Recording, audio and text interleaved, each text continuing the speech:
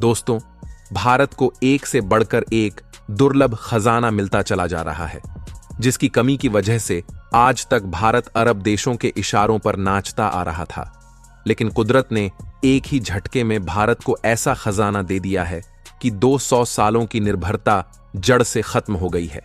और यह खजाना एनर्जी सेक्टर में नई क्रांति लाने वाला है। ट्रांसपोर्टेशन सेक्टर का पूरा नक्शा बदल जाएगा। भारत की इस बढ़ती ताकत को देखकर अमेरिका और जापान के भी होश उड़ गए हैं।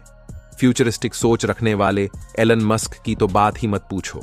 दोस्तों, तेल खपत में अमेरिका और चीन के बाद भारत दुनिया का सबसे बड़ा देश है।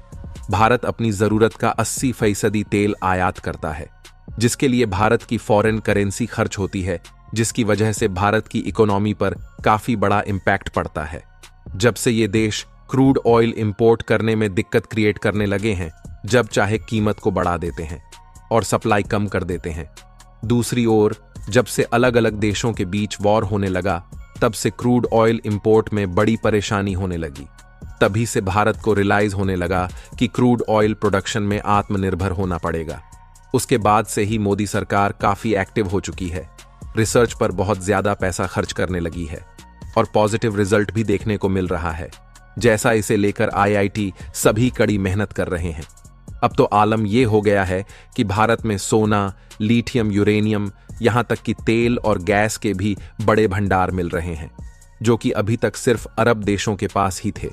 हालांकि तेल और गैस के भंडार भारत में पहले से ही मौजूद थे, लेकिन सरकार इन पर ध्यान नहीं दे रही थी, क्योंकि भारत के पास एडवांस लेवल की मशीनें मौजूद नहीं थीं। लेकिन अब भारत जमीन और समुद्र की अनंत गहराई से क्रूड ऑयल और गैस निकालने में संभव है। तो दोस्तों, आगे वीडियो में जानेंगे कि ये तेल और गैस के भंडार कहाँ मिले हैं और मिले तेल को कब से निकाला जाएगा। और तीसरी खबर में जानेंगे कि 8 इंडियन नेवी अफसरों को बंदी बनाकर रखे हुए हैं और इनकी रिहाई के लिए सरकार क्या कर रही है। तो दोस्तों, वीडियो को ध्यान से जरूर देखिएगा और चैनल पर पहली बार आए हैं तो चैनल को सब्सक्राइब जरूर कर लीजिएगा। ऐसी ही दुनिया की पूरी खबरें जानने के लिए और कमेंट बॉक्स में जय हिंद लिखना मत भूलिएगा।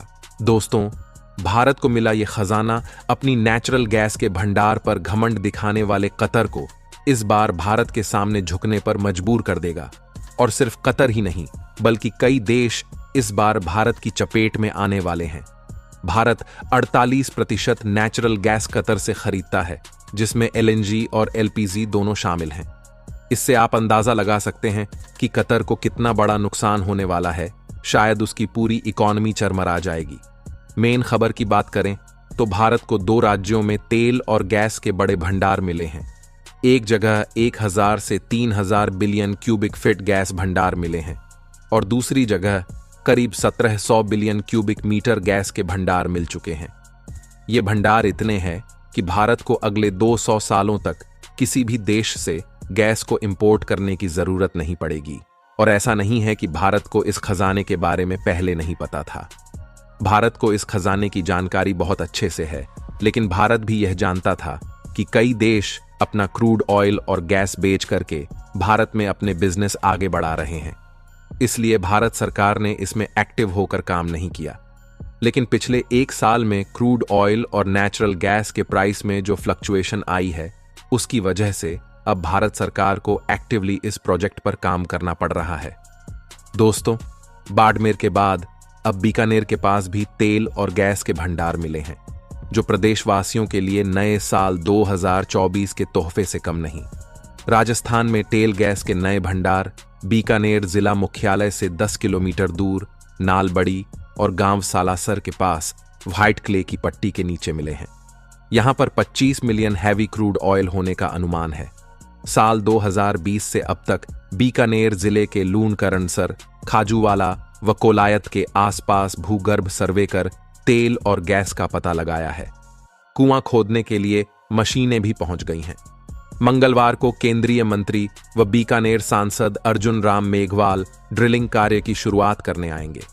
केंद्र सरकार ने ड्रिलिंग कर तेल और गैस की गुणवत्ता, भूगर्भ में भंडार और नमूने लेने के लिए ओएनजीसी को 60 करोड़ रुपए का प्रोजेक्ट सौंपा है।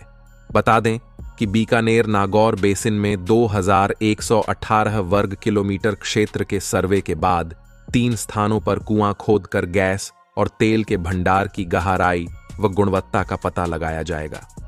राजस्थान पत्रिका में छपी खबर के अनुसार बीकानेर जैसलमेर हाईवे से 3 किलोमीटर दूर कोलायत के गांव सालासर के खेतों में 1522 मीटर गहराई तक ड्रिल कर क्रूड ऑयल और गैस के नमूने लिए जाएंगे।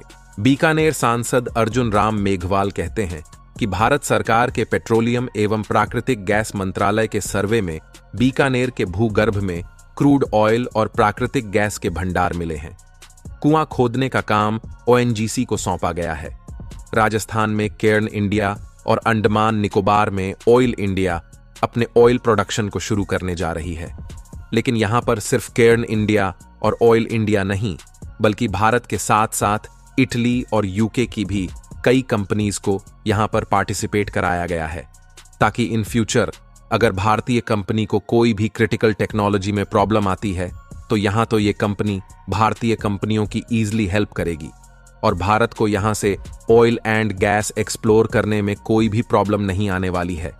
रिपोर्ट्स के मुताबिक बताया गया है कि राजस्थान की रागेश्वरी इलाके में 1000 से 3000 बिलियन क्यूबिक फीट गैस भंडार और अंडमान निकोबार की एक्सक्लूसिव इकोनॉमिक जोन में 1700 बिलियन क्यूबिक मीटर गैस या फिर कहें 17 बिलियन टन हाइड्रोकार्बन मौजूद हैं। ये मात्रा इतनी ज्यादा है कि भारत अगले 200 सालों तक अपनी गैस ऑयल डिमांड को बिना इंपोर्ट किए हुए पूरा कर सकता है। दोस्तों, 8 नेवी अफसरों की रिहाई की बात करें तो 8 भारतीय नेवी अफसरों की तीसरी सुनवाई गुरुवार को दोहा की अपील अदालत में हुई और अगली सुनवाई जल्द ही कैसेशन कोर्ट में होने की उम्मीद है, जिसके बाद काफी ज्यादा उम्मीद बन गई है कि इंडियन नेवी के पूर्व अफसरों की भारत वापसी का रास्ता साफ हो सकता है और उनके गले में फांसी का जो फंदा लटका हुआ है वो हट सकता है। इंडियन नेवी अफसरों की रिहाई को लेकर पॉसिबिलिटी इसलिए काफी ज्यादा बढ़ गई है क्योंकि पिछले हफ्ते दुबई में प्रधानमंत्री नरेंद्र मोदी और कतर की अमीर शेख तमीम बिन हमाद अल थानी के बीच मुलाकात हुई थी और दोनों नेताओं में काफी अच्छे रिलेशंस है। प्रधानमंत्री बनने के बाद नरेंद्र मोदी ने अरब देशों के साथ काफी अच्छे रिलेशन बनाए और कतर से भी भारत के रिलेशंस काफी मजबूत हो चुके हैं। लेकिन दोस्तों, अभी तक कोई भी रिजल्ट नहीं मिल पाया है कि 8 नेवी अफसरों की रिहाई कब हो पाएगी। दोस्तों, भारत को जल्द से जल्द तेल और गैस को निकालने का काम करना चाहिए ताकि हमारी निर्भरता पूरी तरह से खत्म हो सके और जो देश भारत को आंखें दिखाते हैं उन पर लगाम कसी जा सके कि नहीं, हमें कमेंट बॉक्स में जरूर बताएगा और वीडियो को लाइक करके अपने दोस्तों के साथ जरूर शेयर कर दीजिए।